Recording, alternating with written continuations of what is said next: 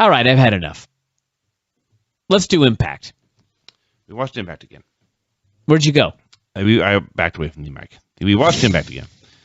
The voiceover dudes and competitors would need to work harder, fly higher, and stand taller.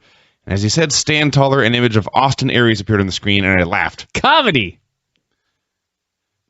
Kurt Angle came out for a promo.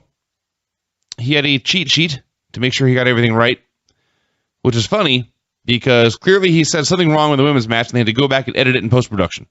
Kind of disconcerting that he needed a cheat sheet for 3 matches, one of which was just a battle royal with no names. Hulk Hogan should have had a cheat sheet just to remind him what building he was in. I'm fine with him using a cheat sheet.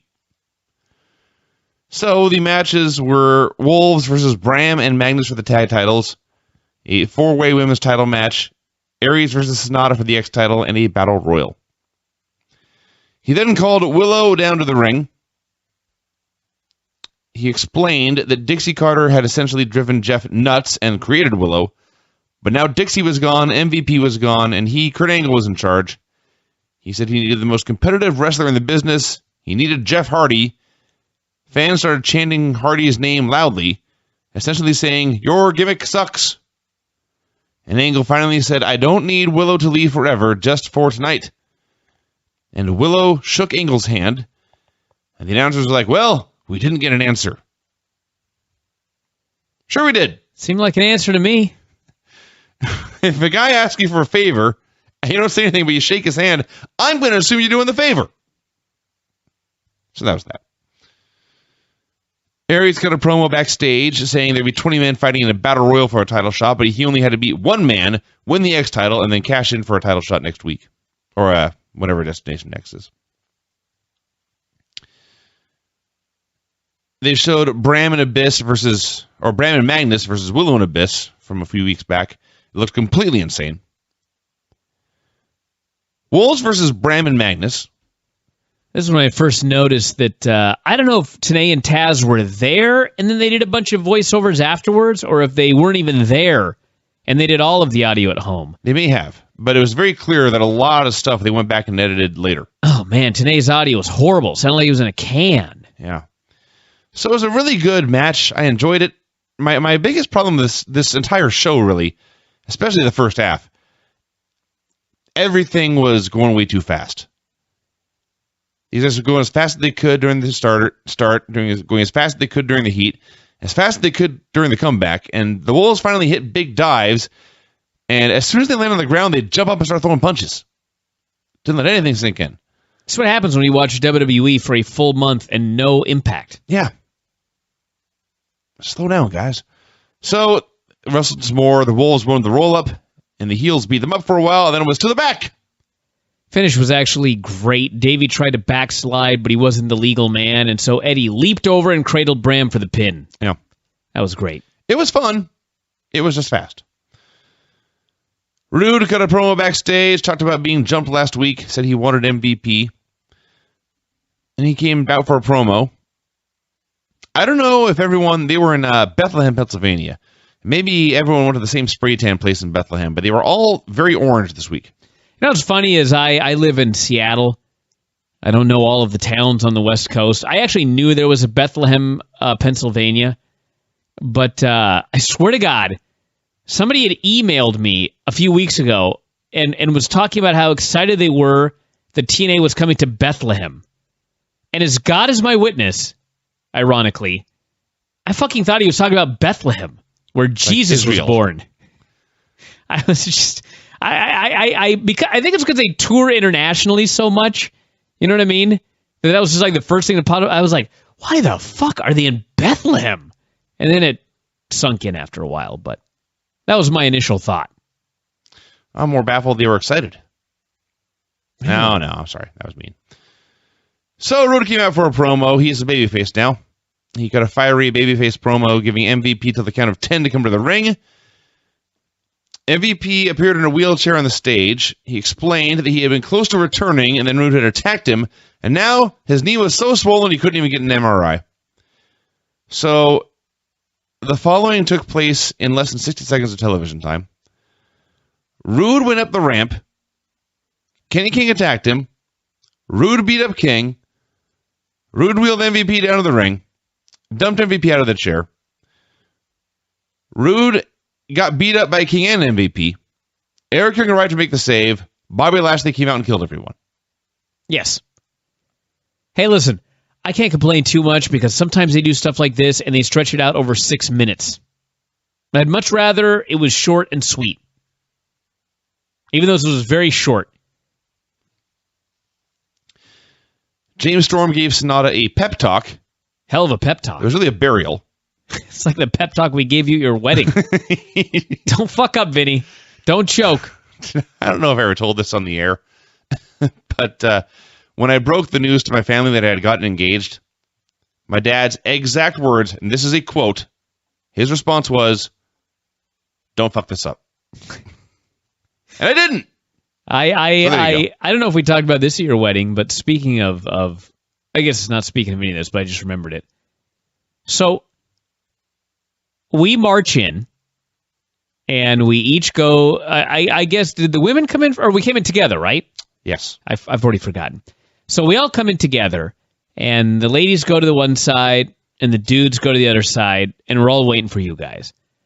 So the Transformers theme hits. Now you come. And you walk. Are you at the same wedding I was? We were hoping that it was a Transformers theme, and because it wasn't, I'm gonna just for the rest of time pretend that it was. I see. The song they played when you won the YWF title in the battle. So anyway, you come out. You realize I came out first, right? Yes, that's the key.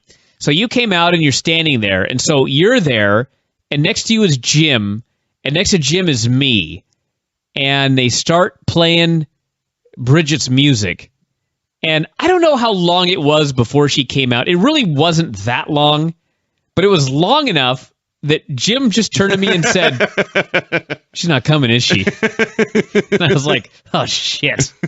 And then she finally came out, but we were worried for a second there. We were a little bit worried, but she came out. Mm-hmm. So good job. Thank you. You didn't fuck it up. I did not fuck it up. Anyway, Sonata did. He did. Storm told him here that Great Muta and the entire nation of Japan were counting on him, and he better not let them down. Angle did a backstage promo saying he thought he had gotten through to Jeff. Austin Aries versus Sonata for the X title. The crowd was cheering for Austin, but they were not necessarily booing Sonata. Fun match. They went back and forth for a while. The crowd was absolutely pissing themselves for the near falls at the end. They kicked out of everything. Finally, Aries had a brainbuster. Sonata kicked out of that, and so Aries went up top and hit the 450 for the win. Have you seen the WWE.com thing where they put cats on everybody's head? Yes. What is this? I don't know. It's just ridiculous. It's awesome, but it's ridiculous. I don't know what to tell you. Some of them are funny. Well, I'm assuming that was the idea for all of them. Some of them are just like, okay, yeah, they put a cat's head on whoever. But like, for example, this cat joyfully super kicking this other cat. And the other cat is looking distressed. Oh, wouldn't you be? That's a good one. Anyway, go on. All right. They showed Rhino attacking Bully Ray last week. Then they interviewed Bully about it backstage. He talked about being friends with the Rhino for 20 years. Then he started shouting and said he was going to call Rhino out to the ring. Then Ethan Carter and his shaved sides pompadour and Rhino cut a promo about this. They were laughing and they promised to reveal the truth about Bully Ray. Then Bully Ray came out for a promo. This all happened ABC right after another with no commercial break in the middle or anything. What was the point of the two backstage segments? Why don't just have Bully Ray come out and cut a promo? Dude, don't ask me. This is another reason the show feels like it was 2 hours in a 1 hour segment. All I noticed was all the terrible haircuts I was watching on this show. There were a lot of bad hair. Jeff Hardy even mentioned his at the end. Jeff Hardy mentioned his own bad hair. Spud's hair is supposed to be bad. Yeah. But EC3, whatever he did to his head, it's going to be a while to fix it. Yeah, he needs to just buzz it and start over. Yeah, this was not a good one. And Bobby Roode looked like Chuck Liddell. Bobby Roode got the wide mohawk look. Yeah. A lot of weird hairdos. Oh. Rhino was unchanged from 1996. Rhino was, yes, exactly. So, Bully Ray comes out, referenced Bam Bam Bigelow. And then out came Spud and Ethan and Rhino talked about watching, quote, the Hall of Fame thing. Said Bully was a con man. He said Bully had conned people his entire career. He listed people Bully had conned, including Paul E. Heyman. That was fucking hilarious. Bully conned Heyman? Yes. Heyman was a con victim. That right there proved that Paul conned Rhino. I guess so. So then Ray said that Rhino had only himself to blame for getting fired from WWE and TNA. So then Ethan said, hey, he's got a family and I'm paying him. So the story here, if you're wondering, is that Rhino is a 2-time loser who has to do work for the Carters to support his family. Yes. Way to make the guy look like a star. They also mentioned that Bully had conned Dixie, and I can buy that one. Sure. Are you kidding? Every wrestler who has made money for the past 10 years has conned Dixie. That's not entirely true. So they shouted at each other for a while. A brawl broke out. Tommy Dreamer ran out with a cane to make the save. The crowd chanted for ECW, a company that's been dead for 13 years, and if you want to watch, you have to give money to WWE. That's true. This whole segment was like, you're promoting the wrong company, guys. It was not a bad segment, but I watched it and I could not believe it was 2014. And I was watching Rhino and Bully Ray arguing about ECW and Paul Heyman. Yeah. In TNA. And Tommy Dreamer making the save. And Tommy Dreamer. With a Singapore cane. Making the save with a cane. It's 2014. I mean, come on. I've done this. I've done this number. I don't know what to call it, an experiment. A number. What do they call it when you're? God damn it! I don't have any idea what you're talking about. Like exercise, a number exercise. All right. Okay, it's 2014, and ECW died in 2001. It's 13 years ago. Okay. What year did you start watching wrestling? 1987. Maybe 86. One of the two. Because it was Steamboat and Savage, right? Yeah. All right. 1986 minus 13. Can you imagine when you started watching wrestling that they were talking about fucking programs from 1973? Oh, my God. You weren't even born. No. 1973. You're talking about, like, Jack Briscoe. You'd have been like, what the hell is a Jack Briscoe? Why are they so mad at Yukon Eric? Yeah, why are they so mad at Yukon Eric for chopping that dude's ear off? I remember I guess that's a good reason. When I was a kid, I would read about, like, Yukon Eric in the ear and all this shit, and it seemed like it took place thousands of years earlier. Yes. You know? Like the dinosaur age. And now here we are. It's like a main program in TNA. They're talking about a company that, not even the glory years, it died 13 years ago. Its glory years were what, 97? About there. All right, that's 17 years ago. Yeah. 1986 minus 17 years. 1969! Can you imagine if when you started wrestling, all they were talking about is how we went to the moon? Or Woodstock? Checking, I believe. What, in 69 was Buddy Rogers WWE champion? No, that was 63. Timeline off? Okay, older than that. So it was the peak of Bruno Sammartino's first reign. Yeah. He hadn't even been beaten yet. He hadn't even been Koloffed. Anyway. Beautiful people bitched about life in general backstage. Velvet Sky claimed her boobs were, quote, damn real. Damn bullshit. They're not.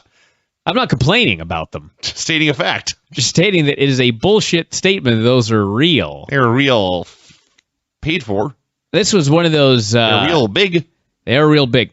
This is one of those segments that I hearken back to NXT and how in NXT they would have got this over with in about 30 seconds. They would have got all the points they needed and we would have moved on with our lives. But these girls had to talk and talk and talk. This is nothing like the girl segments they were doing before we quit. No. It was fine. It was fine. And there were boobies. There were. And they were big. Damn. Nux gave the menagerie a pep talk backstage. Explained they needed money. Again, more broke people, broke wrestlers. So what's happening with the menagerie? How are they being paid? I don't care. Is Nux paying him? No wonder he needs money. I don't care. He's paying a clown, a giant, and a woman. And stilt guys. Yeah, and I guess, is he unemployed? I don't know. All I know is that Nux explained the following, and this is virtually a direct quote. We've got a crazy clown, a strong man, a brawler, and a hot girl to distract people. Correct on all 4 counts. Yeah, they got it all. He got it all. Had a 4-way for the women's title. It was Gail Kim defending against Angelina Love and Madison Rayne and Brittany. What did not fit? Brittany fits nowhere. I listen. Brittany's terrible, but she adds life to this program. Like, how many times have I seen Angelina, Madison, and Gail have a match? Like 9 million. Thousands. Okay, so now at least they've added a new body who's really funny. She stands there and she does a funny thing with her arms. I don't even know what it is. It's not like she's not doing fake lats like a dude, but she like pulls her arms way back and kind of puffs her chest out. She's constantly doing stuff. Yes. She can never just stand there. Yeah. So, she's constantly waving, just waving them around. A lot of waving, a lot of just put them back. I don't even know how to explain what she's... Like, everyone stand still and, like, pull your shoulders really far back and then put your arms kind of a little bit behind you and walk around a little bit like that. That's Brittany's wrestling. Basically. Between moves. Yeah. So this, of all things, was the first segment on the show that I thought I could actually keep up with. So, way to go, ladies. And actually, to be honest, whenever Brittany was not in there, it was totally fine. Well, yeah, it was good when she wasn't in there. It wasn't terrible when she was in there, but... Yeah, the heels were taking turns double-teaming the baby faces one at a time. Finally, Gail pinned Angelina with the Eat Defeat to retain her belt. That was fine. Aries got a promo backstage saying he might cash in his belt, he might not. He did not like to be predictable, but either way, he had made the X Division relevant again. And I'm not sure he actually got the last syllable of his last word out before they cut away to a promo for Destination X. Well, you know. Because it's just not enough time. We only have 2 hours. Rude cut a backstage promo so he would win the Battle Royal and he was not done with MVP. Main event was the 20-man Battle Royal for the title shot. Last guy to come out was Jeff Hardy, and he was not, in fact, being Willow. He was being Jeff Hardy, which basically means Willow took off his mask, put on face paint, and acted exactly the same. He did. He came out. He ran around the ring about 16 times. He had the same haircut, the same hairdo, and the only thing different was no mask. No mask, no umbrella, and no Methovision entrance. Yes. So Crazy Steve was the first guy out. I laughed. A bunch of eliminations in a hurry. Storm threw out Anderson and Gunner, and this was one of those moments where you could tell they had TNA go back later and emphasize, look, James Storm just threw out Mr. Anderson and Gunner. So I guess that's important.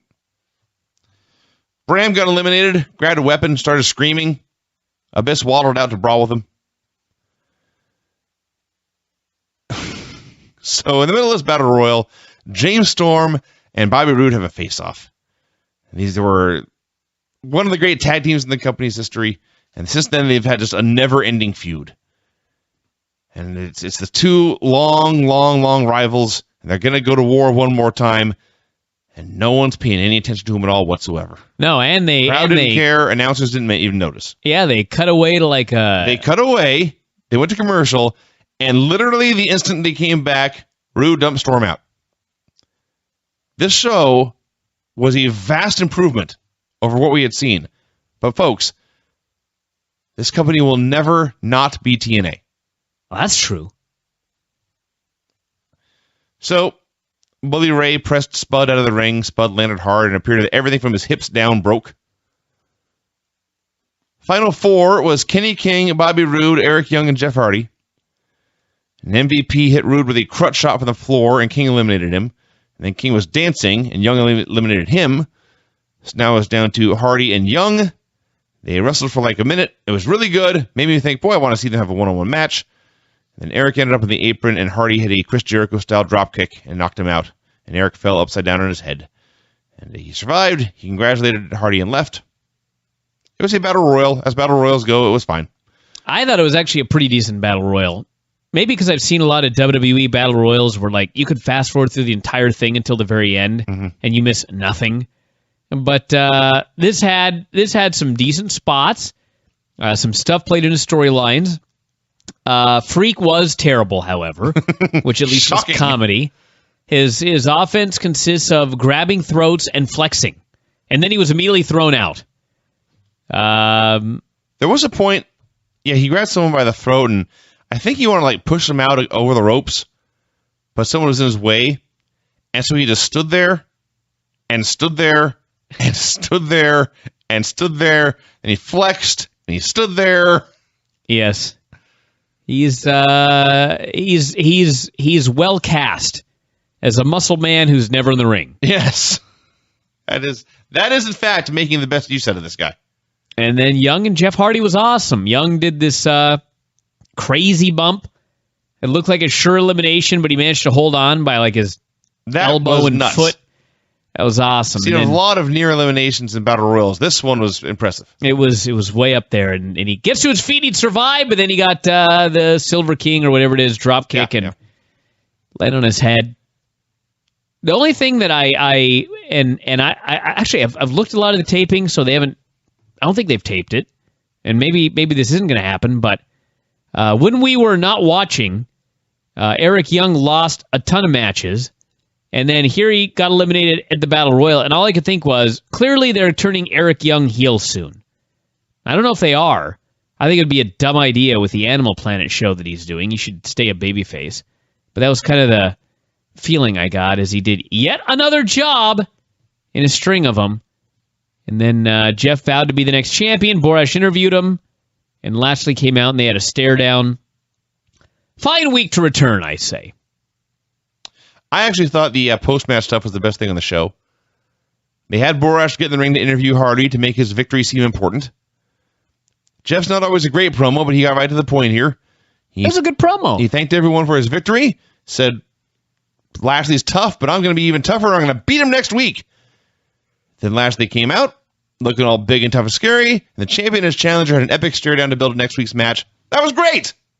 So, yes, this was an ungodly improvement over the shows we quit on, but just slow down. Everything. The matches, the promos, the editing, slow down. The best thing on this show was a commercial they had. TNA is returning to New York in August. Which, by the way, first off, a big congratulations to TNA for actually promoting your fucking tapings. Because I can't tell you how many times we've mentioned a million times, especially with house shows. I am not the only one. If people think I am too critical of TNA and I'm the only one, I'm telling you I'm not. I hear from people all the time who did not know that TNA came to their town until TNA had left town. They do a poor job of promotion. But they're returning to New York in August, and they've got a new commercial attempting to sell tickets and get people there. And it's Jeremy Borash listing all of the different wrestlers on the show. You've got New York's own Bully Ray, Velvet Sky's Boobies, on and on and on. And finally, at the very end, they get to the catchphrase, which is, and I quote, TNA Wrestling, as fun as it gets. Yeah. Awesome. It's also Borash's delivery. Yes. Borash is great at his job. He did a much better job than I did right there. TNA Wrestling, as fun as it gets. I believed him, yes. I believed him. Hey, you know what? For house shows, sometimes it is as fun as it gets. Not always for Impact. But I'll bet it's pretty fun in New York. That's what I've heard. I give the show a thumbs up. There was a lot of wrestling on the show. All of the matches I thought were good or better. And that's including the knockouts match, which actually knockouts quite often are good, but sometimes not so much. But all the matches were good to better. There wasn't anything on the show that I thought was stupid or infuriating. I thought there was a few promos I could have lived without. And this will be the topic of discussion as well. We can discuss it, but I really don't like that six-sided ring. Oh, man. I think it shoots terribly on television. It looks stiff. But I haven't watched Impact, at least not a whole episode, in quite a while, and I thought it was a decent show. Yeah, it was in the Manhattan Center. Building looked really nice. Also looked small.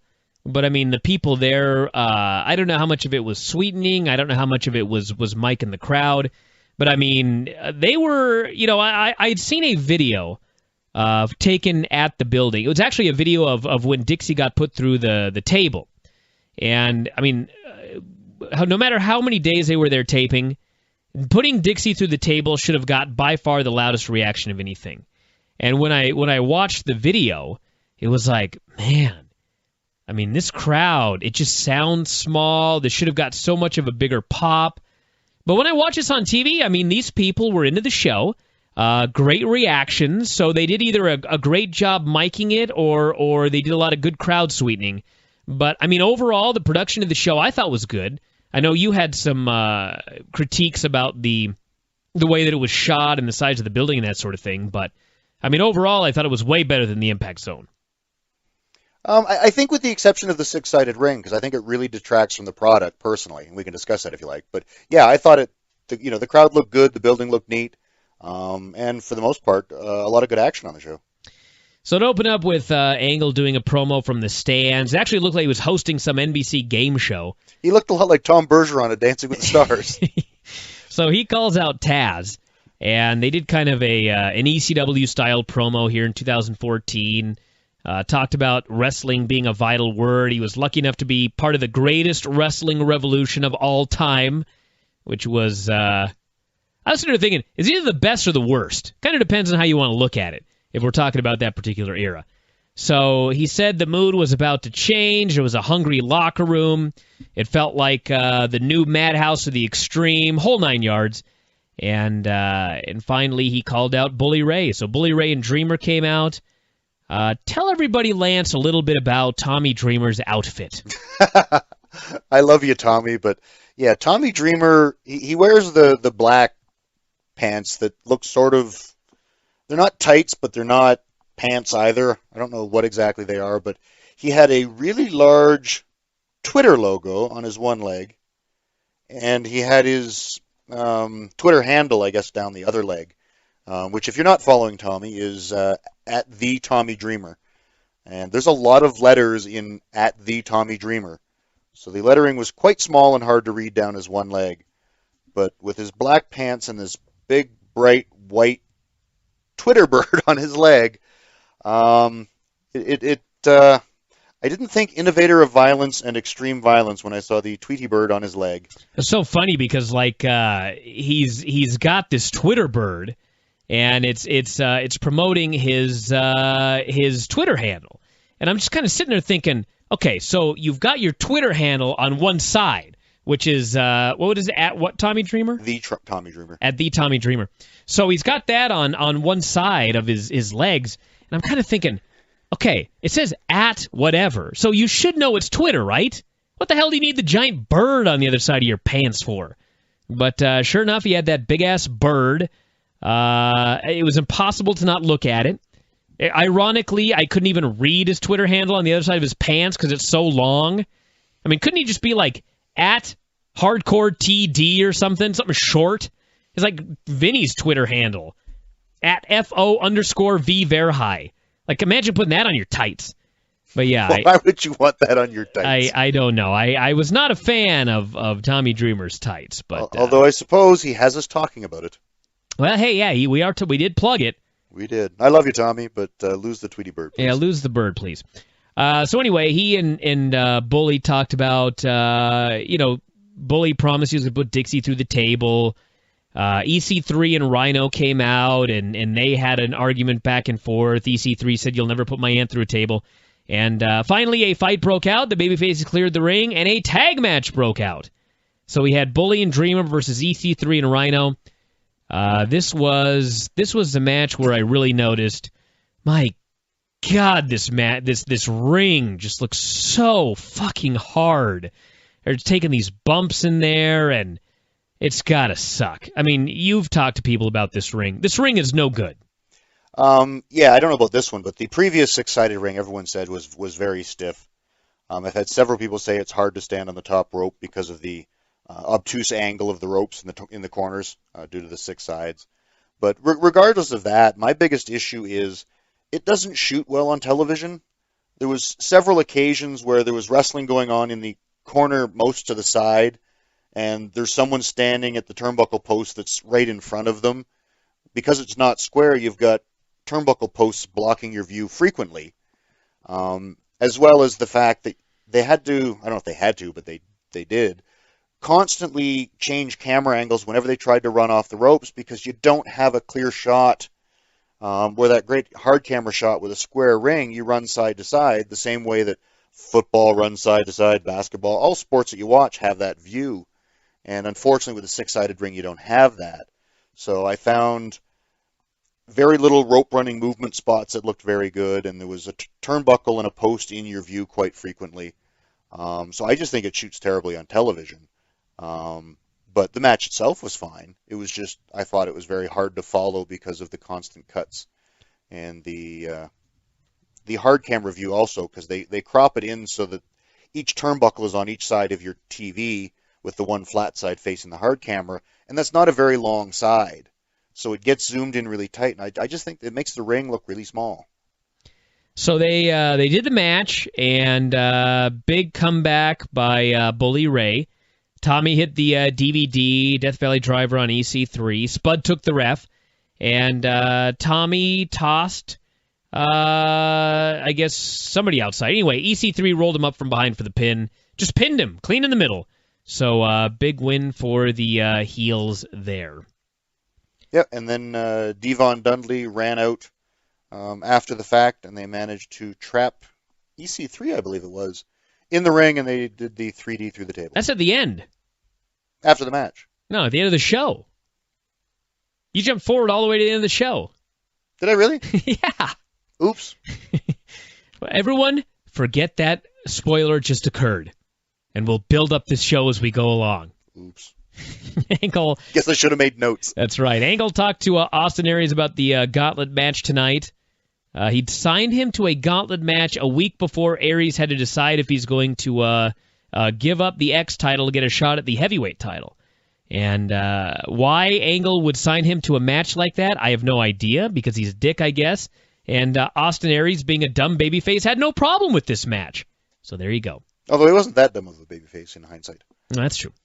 And actually, you know what? He came off a lot dumber when I didn't remember what a TNA gauntlet match was. When I remembered it was just a battle royal, it was like, all right, this isn't so bad. I was thinking the old gauntlet match where he had to face every single guy and beat all of them one at a time in singles matches.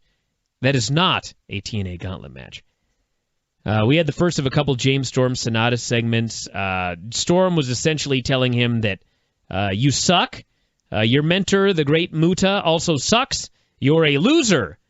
Be careful who you listen to. And I think he even slapped him a couple times, and the poor dude just stood there and took it and looked like a chump. Mm-hmm.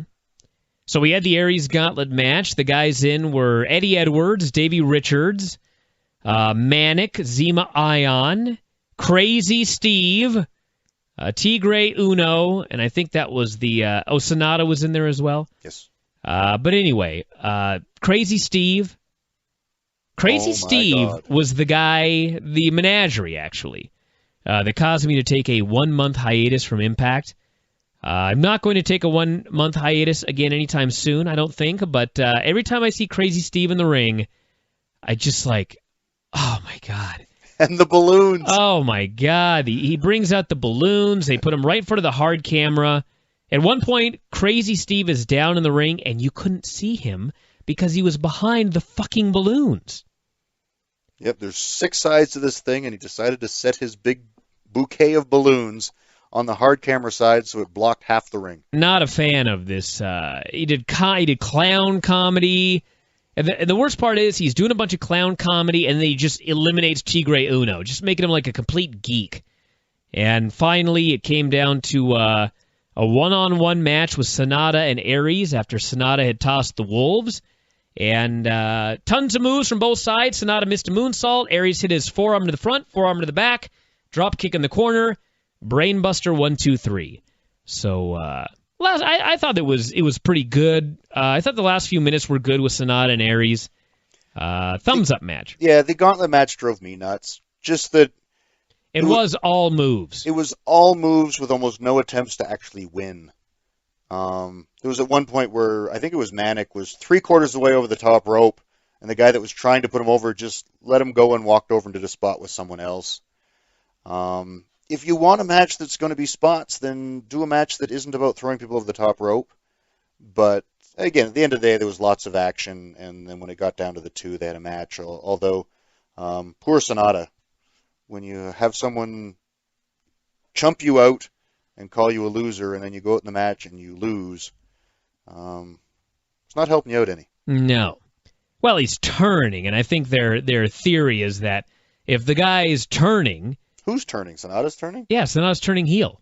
He didn't even seem to have a personality, let alone a... Oh, he was definitely a babyface. If you watch the training videos they did with him, okay, he was for sure a babyface. So, then yes, we had another Sonata Storm meeting. This was where he beat him up and told him to fight back, and Sonata didn't. And so Storm told him that Muda was a fraud, and so are you. Poor guy. Jeff said he was going to become the TNA champion again, this being Jeff Hardy. And then we had MVP in the ring on crutches. Now, they had done a segment earlier where these guys showed up, and MVP was not on crutches. So clearly the gimmick is that his knee is hurt, but it's not hurt nearly as bad as he's claiming. So he was out there saying he was half a man, or half... See, I got the impression that this was an original... it was a legit injury that they decided to work into the show, but now they've decided to make it a fake injury, is what I got out of this. Well, that could be, but he is really injured, so I guess we'll figure out how they do this. But he explained that he was half man, not half a man like Sid. He's half man, half amazing, and has half a leg, but he's going to wrestle anyway, although he's doing it under duress. And so they had MVP and King versus Bobby Roode and Eric Young. The story here is that Bobby Roode still never got a chance to get his hands on MVP. They did the deal where MVP got in the ring and hit EY with the crutch for the DQ, and then Kenny King laid out Roode with his crutch. So no finish, clearly setting up another match down the road, and obviously a Bobby Roode MVP blow-off at some point. I mean, it was fine for what it was. It's goofy to have a guy with one leg in there wrestling, but... Yeah, it's a storyline. This was the weird one, which I know I'm going to sound like I'm harping on it, but this six-sided ring. The earlier tag match, they used two corners, not the furthest one side to side, but one in the back and one in the front. And this match, they used the ones completely on each side, and there was actually a tag rope in them. So the previous match, I guess, guys accidentally picked the wrong corners, which I've heard from guys that work in the ring, that it's easy to get lost in the ring and not be able to tell which direction you're in. Because it's not just front and back, side to side. You've got all kinds of different angles. So they had different tag corners in this match. But apart from the absurdity of the guy with the crutches, it was it was fine for what it was. It was an angle. And then we had Brittany against Madison Rayne. Brittany's arm gimmick, full effect. Oh my God! Once you see it, you can't unsee it, as they say. She pulls her shoulders back and she sticks her arms kind of out to the side, almost like fake lats, but not really. And she did this throughout the heat. And we were just howling with laughter, trying not to see it, but we couldn't help it. It's a match. I mean, per TNA women's standards, as a match, this was a pretty good match. Yeah, I thought it was decent. They did a lot of stuff. Yep. Worked pretty damn hard. They took a lot of bumps on the floor that I don't recommend. No. But yeah, unfortunately, you pointed out the arm thing. And once you see it, you can't unsee it. No. Madison actually took a Northern Lights on the floor. She gave a Northern Lights on the floor. Gave a Northern Lights on the floor, yeah. So finally, Brittany missed a round off into the corner, and Madison hit her with what they called a package DDT for the pin. Where the girl landed on her ass. Yeah. That's really good by Impact standards. Yeah, I'm curious if we're mishearing the DDT. Maybe there's different initials. But yeah, it sounded like a modified DDT, and she lands on her butt in a sitting position. So I don't know how that's a DDT, but That's what they solid enough said. match. Yeah. We had a Dixie promo. She called him a fat, slobbering dog, which reminded me of when we were in the car today and we saw a fat, slobbering dog in the car next to us. Yes, a huge, gigantic black dog, and looked like a nice car. Like I think it was a. It was a nice car, covered in slobber. Yeah, leather interior, and this dog was just drooling everywhere. Oh, my God, it was disgusting.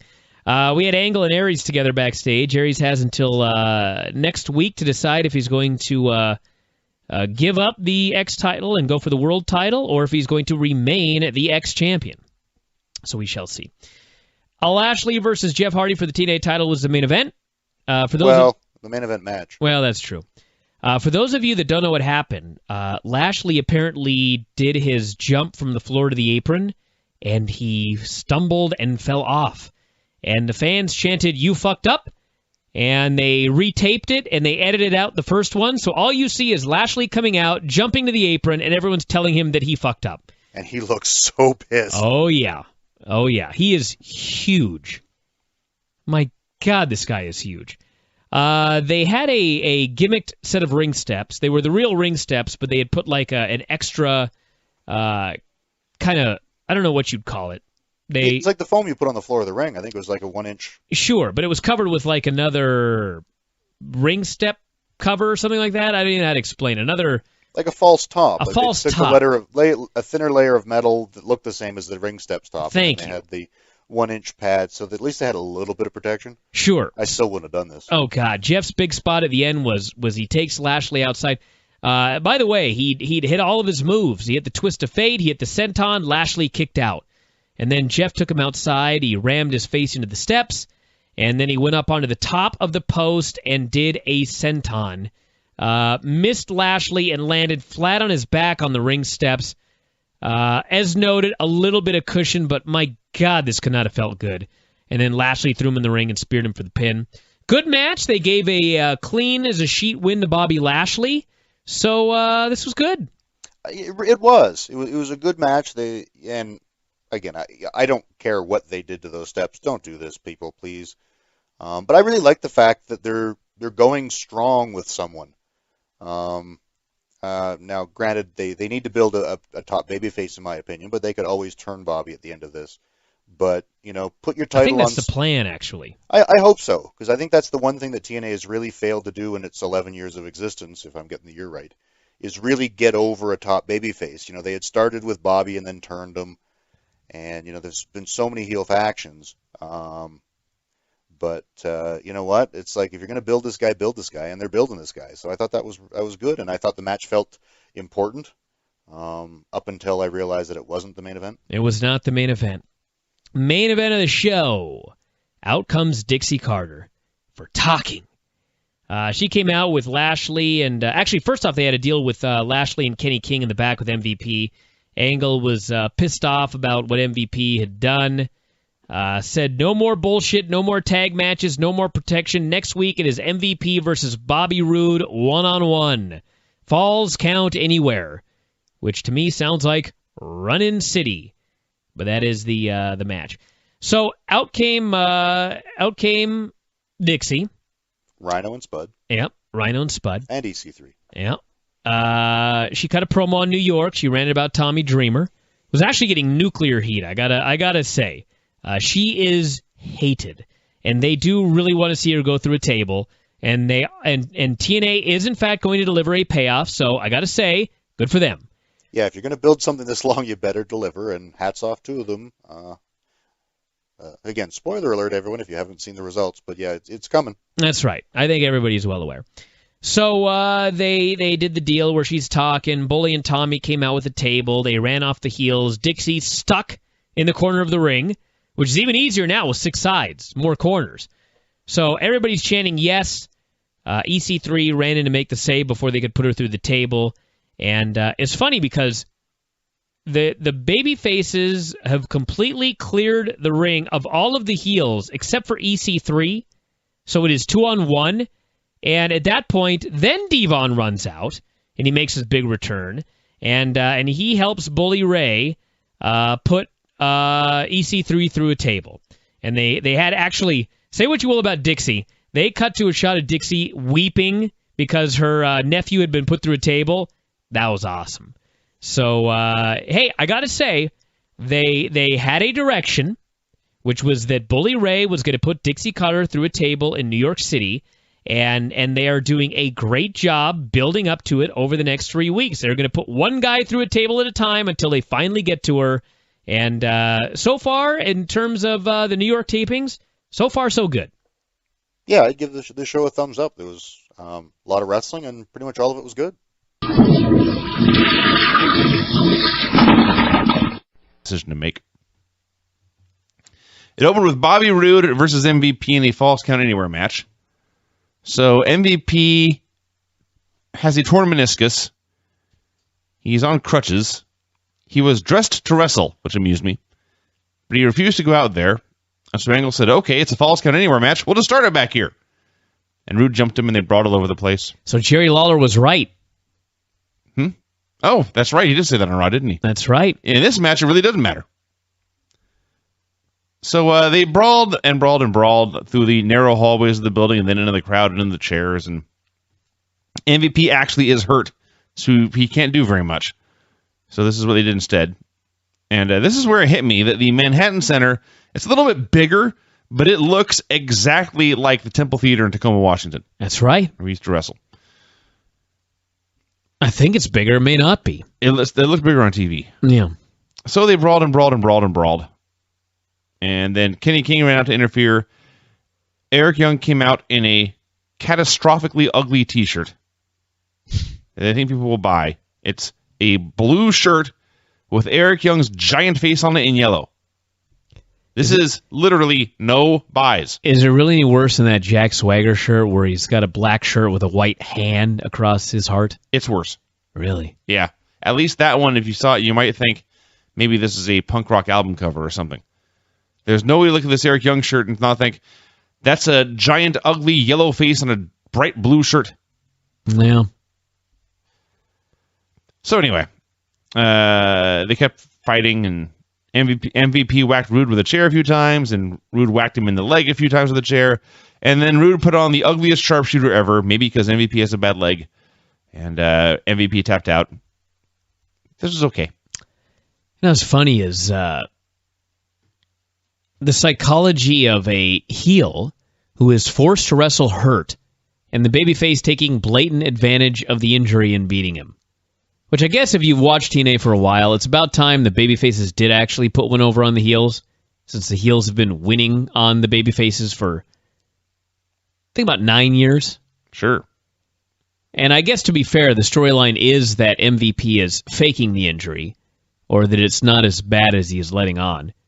But the funny thing is, he is really hurt. Yes. He's out there wrestling every week. And it's funny because, he's so hurt that they put the title on Lashley instead of him. But they're still putting him in the ring to have matches. It's crazy. Whoa. Cat fight out there. That was a bad one. Still going on. You want to go do something about that? Or? They're all right. Okay. See, by the way, they're already fleeing. If you go to shoptna.com, the product I'm referring to is entitled Eric Young Angry Beard. That's the name of the thing? Yeah. See, the thing with these cats, Vinny, is it's all Tiggy's fault. Because Tiggy will go and harass and punch the wolf, and then the wolf will get pissed and jump on Tiggy, and then Tiggy will lay on her back and screech like she's being killed. I see. Yeah. It's cat psychology. Had a really cool video package for Lashley's win over Hardy last week. This was it's cool to watch anyway, but it also made that title match seem even more important, so that's a good thing. Dixie said that by the end of the night, she would be standing over Bully Ray. I believe she said standing over Bully Ray's dead body, which thankfully did not come to pass. No. Hardy limped out for a promo. He was still wearing his Willow t-shirt.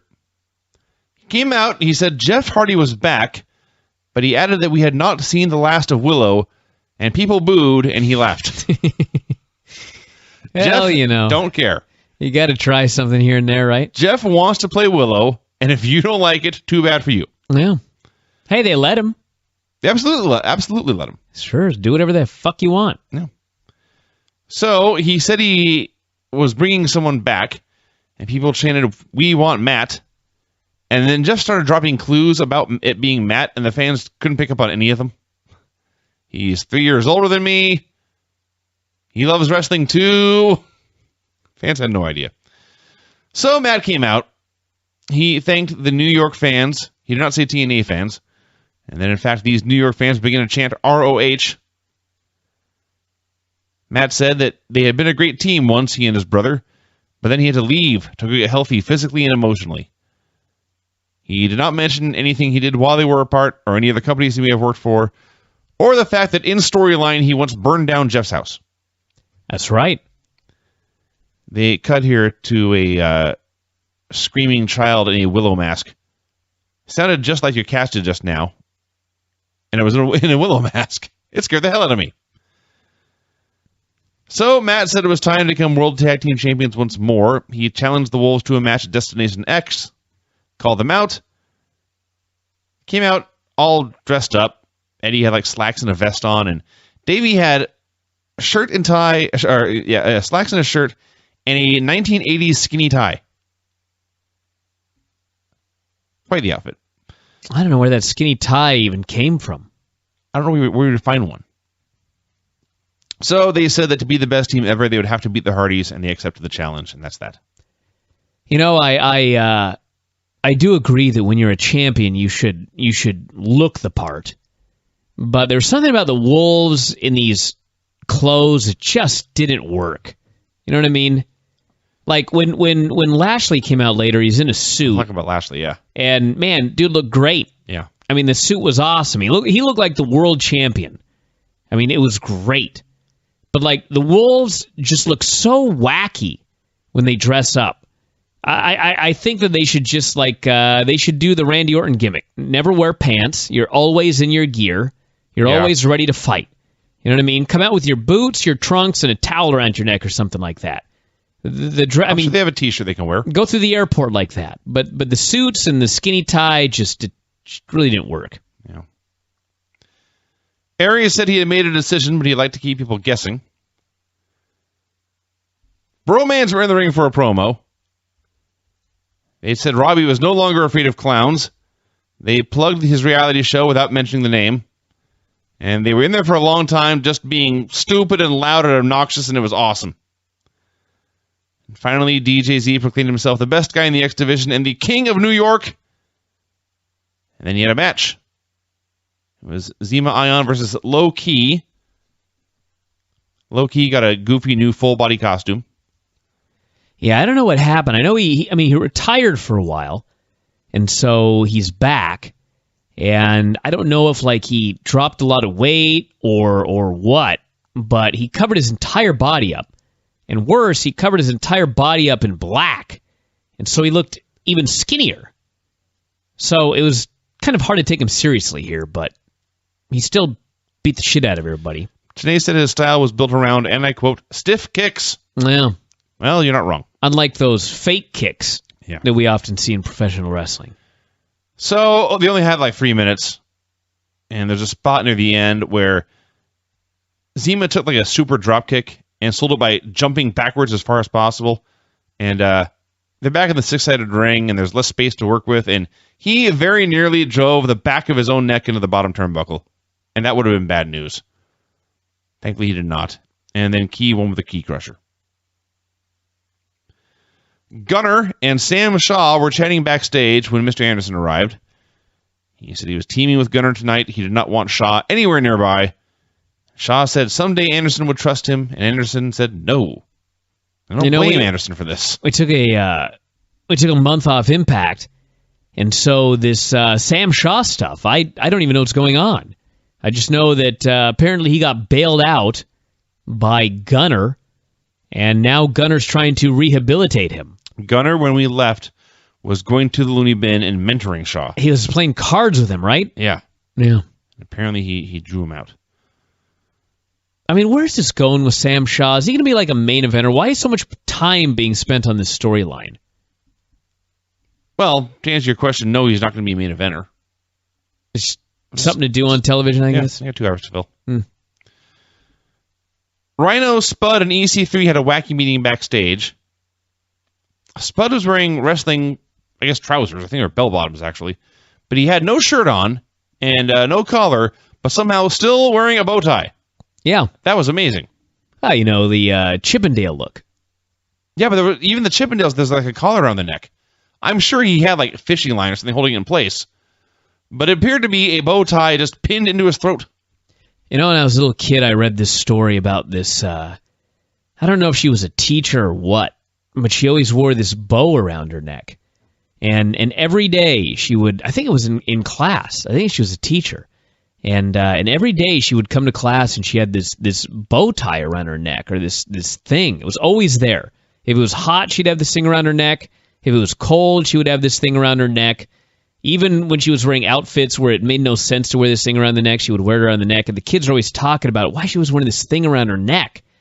And so they came up with this idea that one of them was going to go up behind her and untie this thing, and see what the teacher had to say about that. So they waited for the big day, and she came in and she's sitting at her desk, and all the kids are distracting her, running distraction or whatever.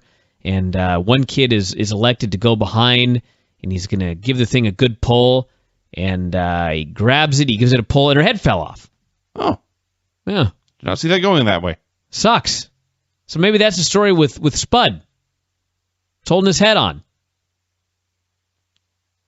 That was a long way to go for that. All right. So Rhino, Spud, and these 3 are having this meeting.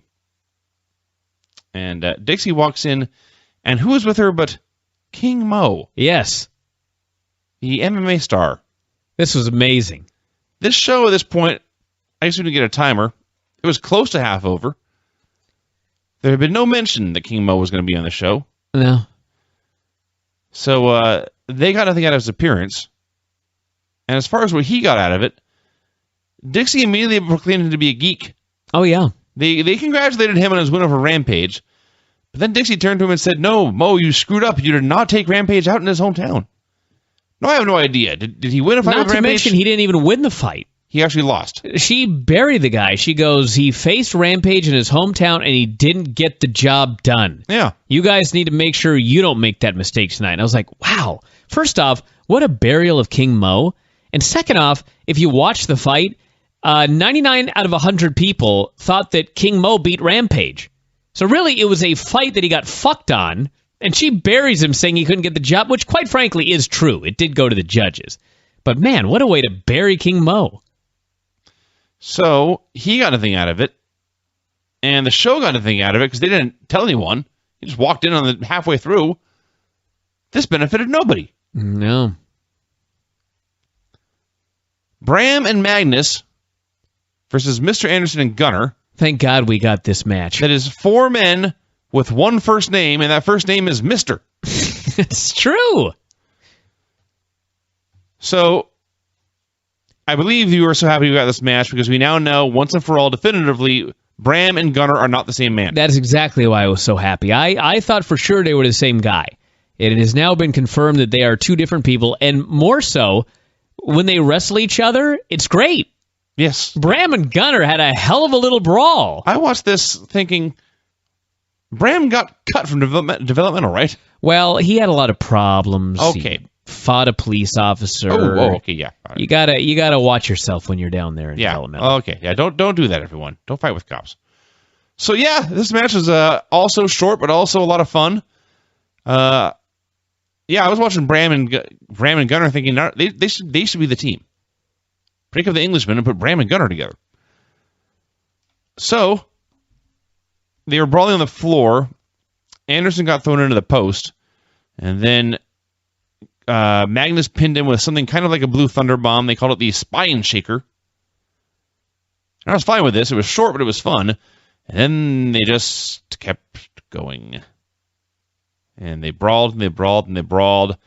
And then when Bram went to use a weapon, but Shaw ran out to make the save. So Bram beat the fuck out of him. Sucks to be Shaw. And then Gunner made a comeback. And then He got cut off, and then Magnus saved, and Gunnar made another comeback. Then Abyss came out, and he and Bram went back and forth, and Magnus pulled Bram away. This post-match brawl went 2 or 3 times as long as the match easy. Yeah, the match was short, but it was cool. I enjoyed Bram and Gunnar having a battle. Mr. Anderson appears to care again. He's bleaching his hair. But this post-match thing, my God. First off, Sam Shaw, what an idiot. Sam Shaw goes in to save the day. Bram has got a turnbuckle. And instead of like tackling Bram and fighting for the weapon, it's not like it's a gun. It's not like he's going to shoot you. You know, if a guy's got a metal bar, then you either got to run away as far as you can, or you got to get really, really, really close and tackle him. But no, Sam Shaw's self-defense sucks. He stood right there in front of him, and he gets hit in the guts and shit beat out of him. And then, they went back and forth and back and forth and back and forth and back and forth and back and forth. I was like, dude, why? I never got a good answer. We never did get a good answer. I'm dinking around here on the Shop TNA site, just seeing what's around.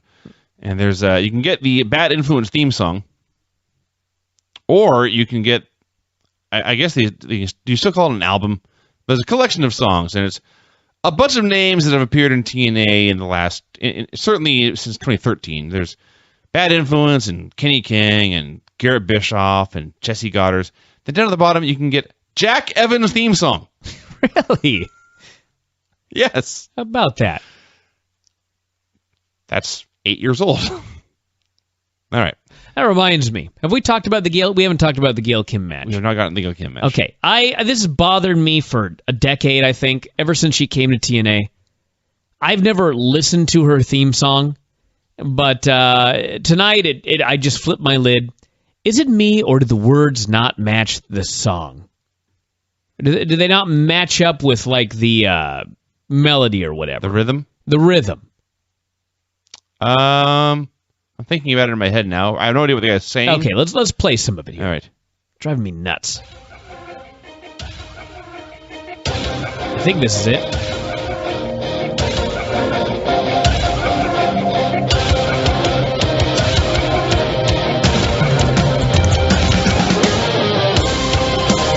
That's it.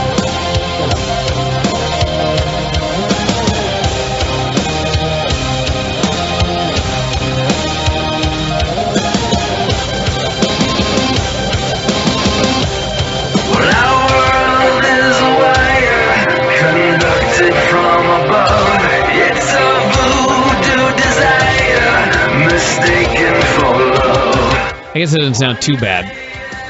It's the choppy background noise that kind of throws you off. All right, let's get to the main part here that they play when she actually comes down to the ring.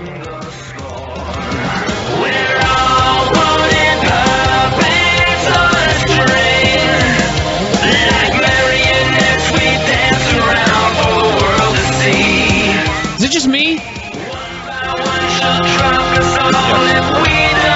That's not so bad, but this part.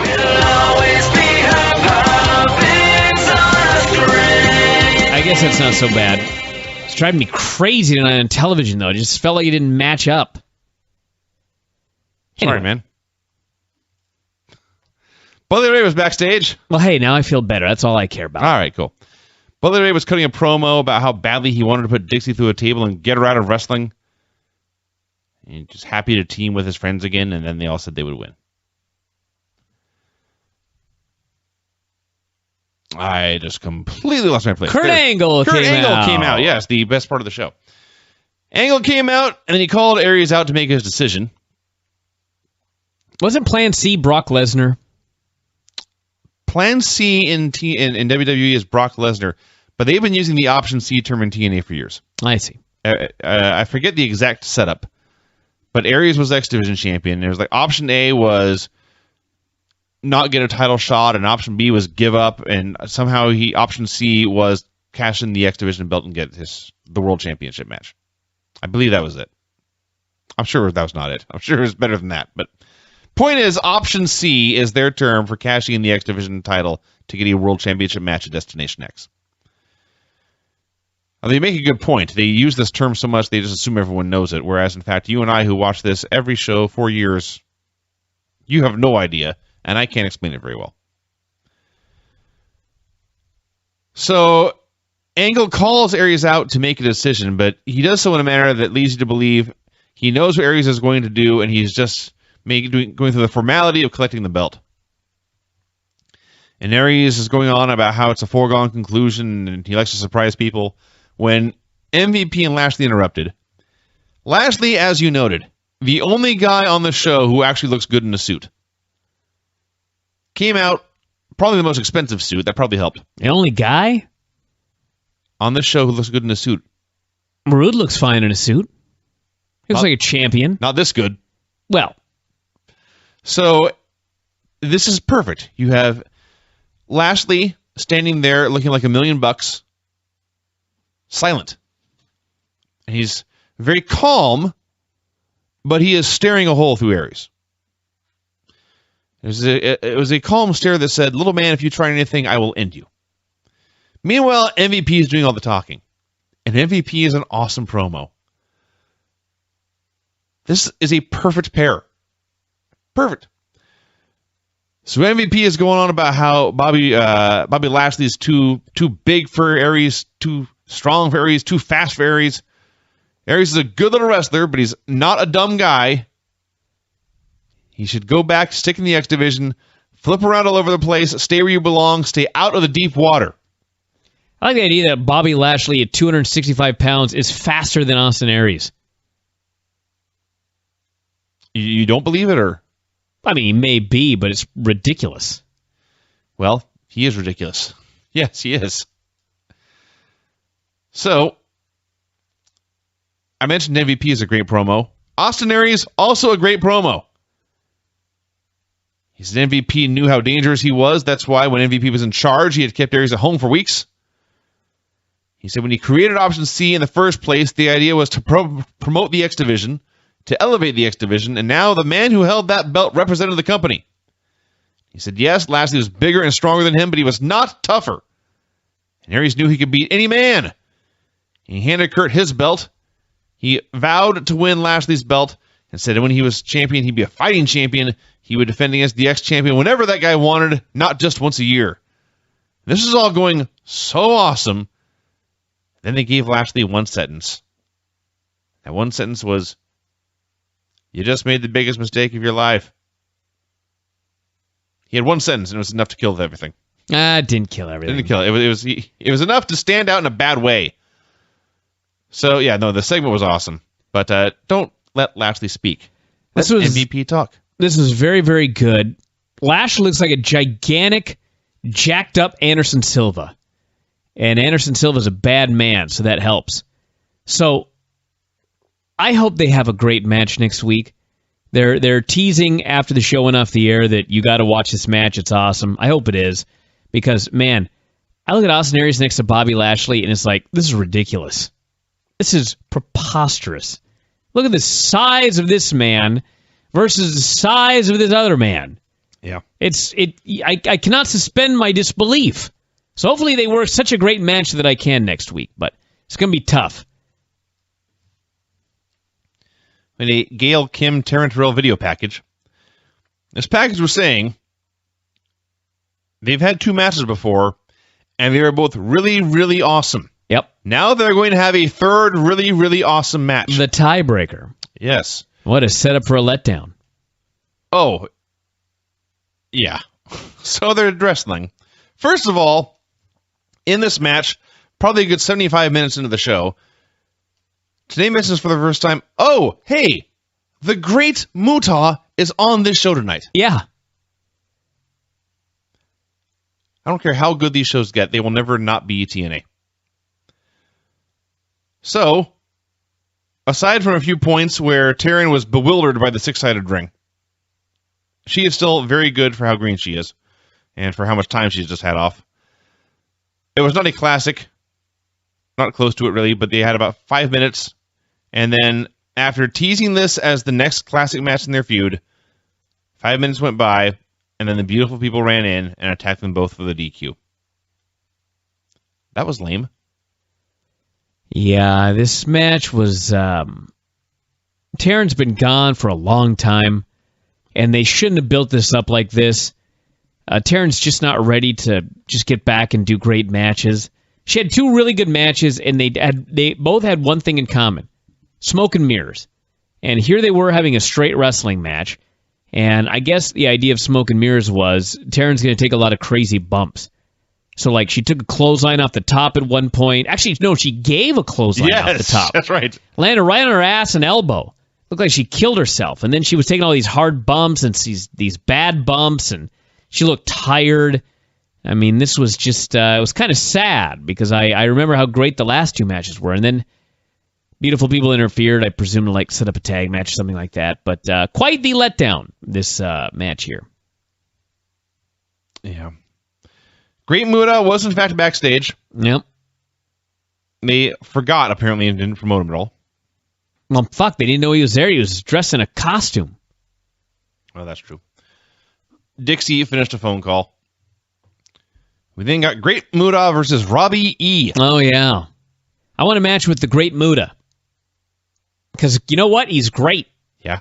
He can barely even walk. Yeah. He was dressed up in like a full-body samurai costume, but he was walking to the ring like he was dressed like Ken the Box.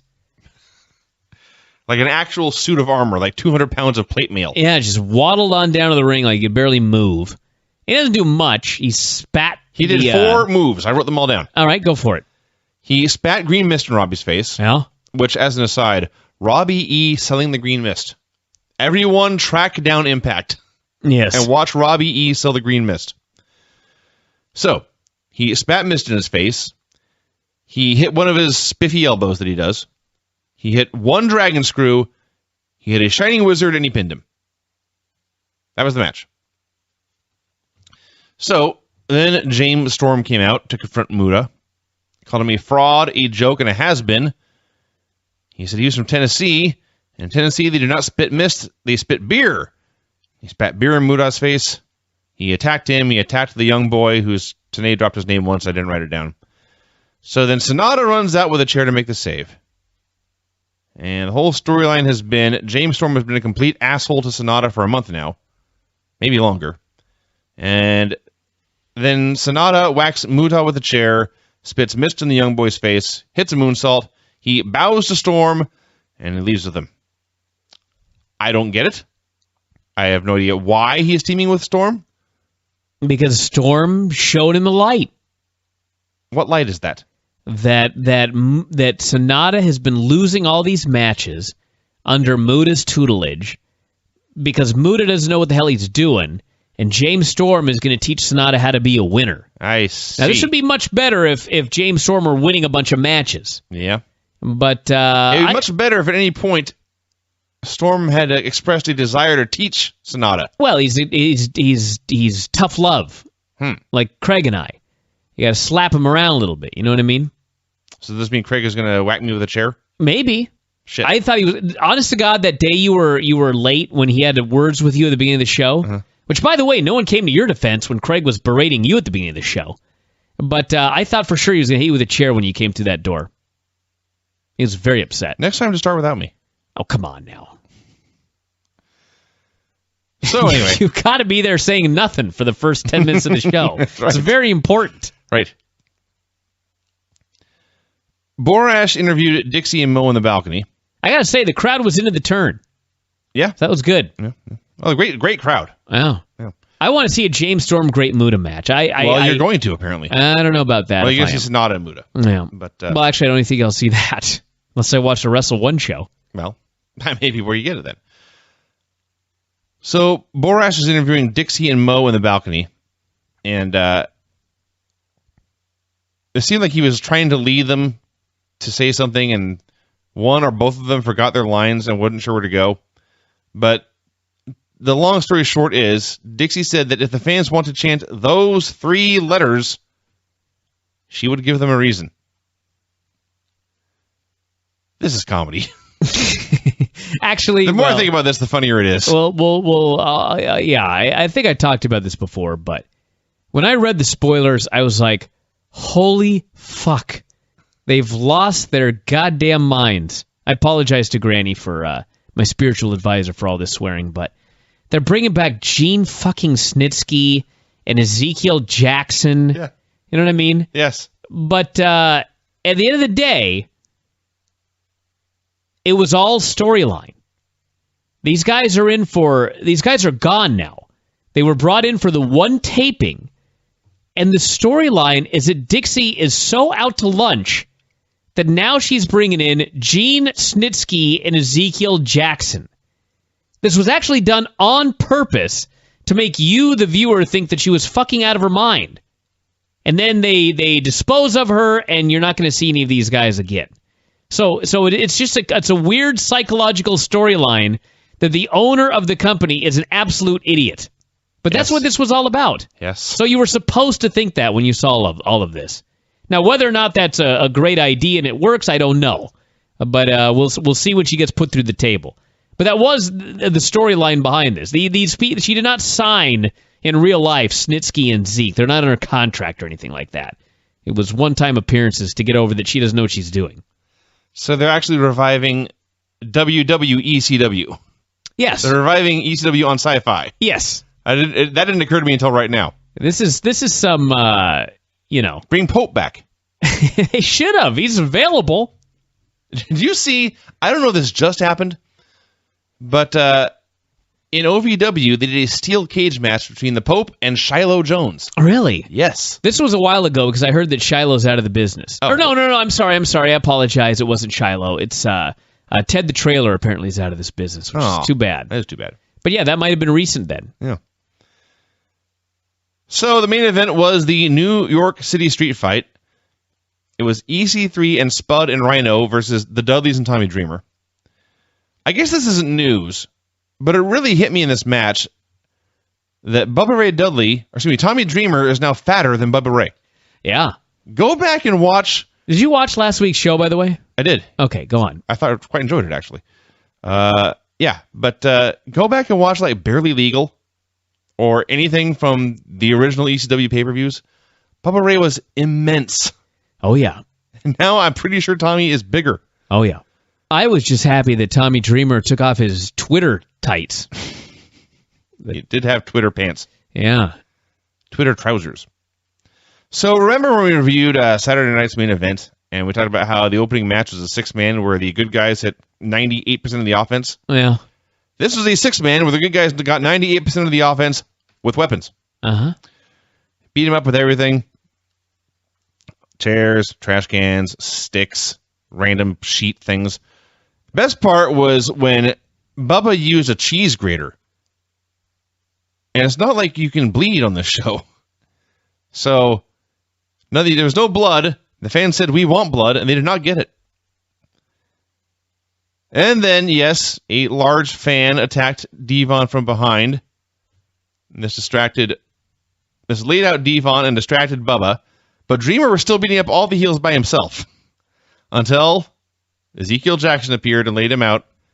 And then Ethan, and what I seriously think was the three heels in the match, I think their first offensive move was Ethan hitting his finish on Dreamer for the pin. Mm-hmm. So yes, it was Zeke and Snitsky. And they laid out all the heels. I will say this. Gene Snitsky has shaved his head, and now has a full black beard. He looks much scarier. Well, as wacky as it is that they brought in Zeke and Gene Snitsky, they looked fine here. Yeah. There was nothing embarrassing about them.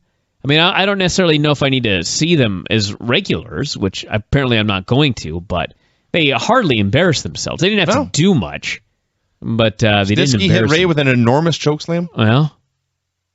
Well. So that was the angle there. The only thing that really drove me nuts about this was, and this happens all the time, and I don't know if it's a lack of caring or if it's just that he's commanded to do so, but Mike Tenay blatantly reading from the script, it's like there's no real emotion in it. I mean, I understand that they're all about stories and they want to get their stories across and it's story-driven and all of this, but your announcer telling the story, I mean, you gotta be able to suspend your disbelief and feel like he believes. Right. And today is just like reading blatantly. It was like when I was reading the Roger Ebert review. I'm just reading it. I tried to put some life into it, but I'm just reading a review.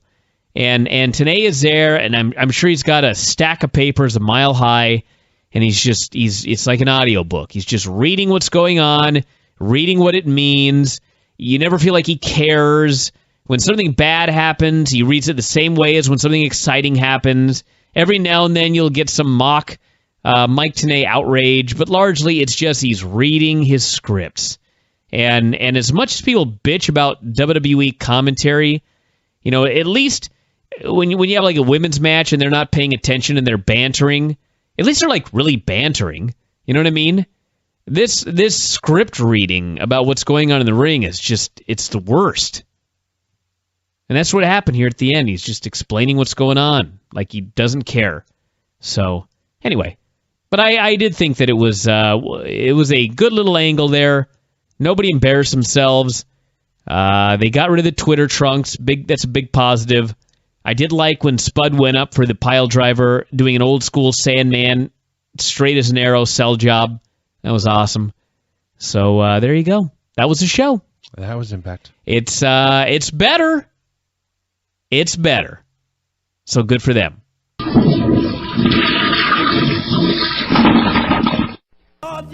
TNA Impact is not being renewed by Spike TV. The day's here, Vinny. It's incredible. You know, maybe it just hasn't hit me yet. But I know people were saying, oh, he's going to pop this champagne and smoke a cigar, and maybe I will. But I don't feel like, I don't know, euphoria? You do or you don't? I don't. Rumors started to circle over the past 48 hours or so. My reaction was kind of, huh. I just went on with my life. You know, I think I just got over Impact in general. Wow. Yeah. Yeah, well, I mean, I'm happy they're dead. it's not over yet, Vinny. Yeah, It's not over yet. that's also true. They will not be on Spike TV. My God, I nearly broke down into tears right there thinking about the end of Impact. They will no longer be on Spike TV, but they could be renewed by somebody else. Someone else could step in to save the day. But it's looking grim. I feel sort of bad because I have got a number of songs that I'm going to play on the show here tonight, including one called "I Hate Everything About TNA." Yeah. It doesn't feel right to spit on the grave. You know what I mean? Why? I don't know. It's the perfect thing to do. It has been over a decade of just complete incompetence. Ludicrous. Just. What? Yes. I'm trying to think of, like, what's the opposite of the Peter Principle? No, this is the Peter Principle. You just get Exactly what it is. You had a woman who worked in what was Dixie's role? She worked in PR, which, by the way, think about that. The worst thing that ever happened to TNA is she left PR, because then they had no PR after she was gone. But you had a lady that worked in PR, and the next thing you know, she's running a national wrestling company. And she has absolutely no earthly idea what she's doing. And so she brings in the best minds in the business, Eric Bischoff and Vince Russo, who have a crystal clear track record. Yeah. Why can't I hear you? Are you talking to the mic? I may not have been that time. There Can you we hear me go. now? Yeah. Yes, I was please. pressing my ear as I spoke. Yeah, please stay near that thing. All right. But anyway, she brought in the brightest minds in this business, and hey, you got to give her credit for one thing: loyalty. The idea that TNA is going to die because she just had to have Vince Russo helping write this television show. I just, my God. I don't know. That is the most insane thing. It's the craziest part of the story. See, the Peter Principle, the problem with your comparison there is that usually that means someone, they succeed at job A, and so they get promoted to job B where they fail there. Well, they keep being promoted until they reach a level of incompetence. Right. This happened very quickly with Dixie. Well, okay, Dixie. I was going to say, with the other people involved, Bischoff and especially Russo, they clearly reached a level of incompetence, but then kept getting promoted, or at least kept getting new jobs. Sure. They came in at a level of incompetence. Yeah, and then got promoted for it. Sure. This is like Dilbert's worst nightmare. I just was dying when I went on Twitter tonight, and Vince Russo was just tweeting all this information about how to sign up for his website. Who wouldn't want to do that right now? This guy better get some sign-ups quick. It is a great mystery. He said something on there about how he vowed that this would be the most entertaining $2.99 investment of our lives. Let's think about that for a second. The level of abject poverty that you must live in, where this $2.99 would be the best investment of your life. I don't even know where to begin. I don't want to spit on the grave. I don't want to kick them when they're down. I'm going to play these songs, though. That's not changing. I feel really bad. Listen, I never wanted TNA to die. I just wanted TNA to be better. And there came a point where it was just clear that it's never going to get better because the person at the very top doesn't know what she's doing. And for some reason, she's got this undying loyalty to the biggest buffoon in the history of wrestling. And it just, oh my God. I don't want to write, I've never wanted to write the death of TNA, but let me tell you something. If TNA dies because of what happened with Vince Russo, all of a sudden it's the best book ever written. And so, I don't know. I don't want to do any sort of celebration. I don't want to do any I don't want to pop open the champagne. But because there is still hope for them. I would be very sad. I have friends in TNA. I don't want to see them without a job. All I ever wanted was for them to work for a good company. All I ever wanted was for them to work for a company that was fun to watch, that had fans, that went to their shows and bought their pay-per-views and enjoyed themselves. And they never really got a chance because of incompetence, because of idiocy. So ironic that the new Death of WCW has an entire chapter, a capsule look at the 10 years or 12 years or whatever of TNA since WCW went out of business. And I wrote that chapter, and I'm just looking at it in awe. My jaw is just agape. And unfortunately, the drop-dead final deadline for the book was on Friday. Are you serious? I swear to God. That sucks. The great ironies. So I couldn't go in there and write the final nail in the coffin. So, yeah, it's just amazing. Just amazing. At least, you know what? Hey, maybe they'll go off. Maybe the final show, maybe they'll go off the air early, and the final show will just be all the baby faces putting Dixie through that table, and that's just the end. You know what I mean? Could be. Like, if they get canceled, they're really going through with Bound for Glory. Are you really going to go to Japan and do Bound for Glory on pay-per-view? Why? What's the point? I can't think of a single good reason. I mean, the destruction of Dixie at the end, her finally going through the table. I don't want to see anybody go through a table. I don't want to see anyone get hurt. But storyline-wise, if you pretend this is a cartoon, I mean, that's the perfect ending for TNA. The babyfaces put her through a table, and that's the end of the company. You know what I mean? Like, why keep going? If this is really the end, why keep going? You've ended it exactly where it needs to end. There's nothing more that you can do. You have peaked. Ironically. In a way. You've peaked. I like the suggestion. That really is TNA in a nutshell. Their peak was the day they actually went out of business. Yeah, it's just such an ironic, fitting end to this company. There's at least closure now. It's crazy. Hey, maybe they'll end up on Fox. I don't know. Maybe they'll get a television. Hey, they got 1 million viewers, you know? Somebody out there has to want 1 million viewers, right? Well, this story. Suppose. It's crazy. It's absolutely mind-boggling is what it is. Has there ever been a worse company? Not just wrestling. Has there been a company that lost money so consistently but didn't die? But didn't die? Yeah. I'm sure there have been millions of them. AOL? Well, all right, yeah. I'm sure the list goes on and on of companies that are losing millions and millions and millions and millions and millions of dollars. But WWE is one of them right now, actually. Well, they won't do it for 10 years in a row.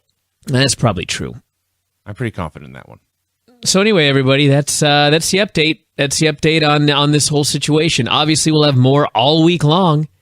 The 8-week countdown to finding a new television outlet is on for TNA, so I guess we'll see what happens. Does public access still exist? Sure. Maybe they can get on public access somewhere. Why? I don't get it. Why? Why continue? I don't know. Just let's all pray that Jeff Jarrett's thing gets going and there's a place for everybody to go. Well, if you got faith in that, let me tell you. You have faith in anything. Vinny, yeah. I have so much more faith in Jeff Jarrett than Dixie Carter and Vince Russo as a duo. It sounds good when you say it like that, but he's the one who started TNA in the first place. Well, his father started TNA. Uh-huh. And maybe Jeff Jarrett has learned some lessons from this whole situation. I don't mind anybody. I so envy your optimism. I really do. No, you want optimism, you got to listen to Todd. Todd's the king of the optimists. But I hold nothing against anybody that does a bunch of stupid stuff and then learns lessons. Mm-hmm. And this is not Dixie Carter, nor is it Vince Russo. Although, hey, God bless Vince Russo. Dude was still employed in 2014. You know what I mean? He should be like, there's got to be like a government position involving unemployment that you can hire Vince Russo to oversee. Because the fact that guy's still making money in wrestling in 2014, hey, give that guy some credit. That's impressive. That's an impressive stat right there. All right, I'm done with this. I'm done with this for the moment. We'll talk more about Impact as this goes along. But it's bad news, everybody. The show sucked for the most part. It had been good the last couple of weeks. That is the ironic part. Yeah.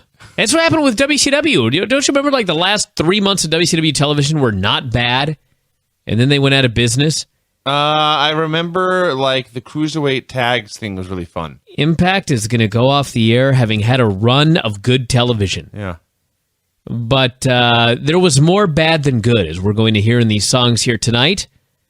And I hope that there's places for people to go. It would be too bad otherwise. But what was Dixie's catchphrase? The world needs the Carters? Yeah, she was wrong. The wrestling world does not need the Carters right now. It's much better off without it. Without them. Oh, man.